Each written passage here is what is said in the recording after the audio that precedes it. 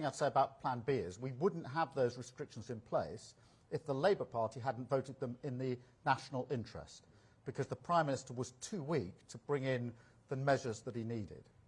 Now, we hope that we don't need further restrictions. Obviously, there's cause for concern looking at the numbers.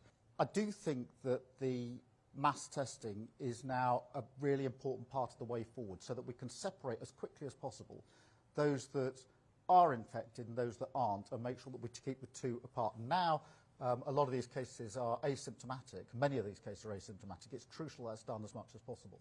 Now, it is simply unacceptable 2 years, best part of 2 years into a pandemic, for the government to say we haven't got enough tests. Lateral flow tests ought to be available in sufficient quantity to deal with the situation we now find ourselves in.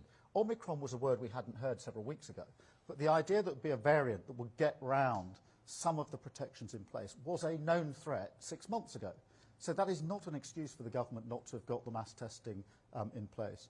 On the 5-day period, we've always taken the approach of following the science. If the scientific advice is that it's possible to go down to 5 days, then we would support it. But we've followed the science on this rather than gone out on our own. I believe that these values, security, prosperity and respect, unite the whole of the United Kingdom.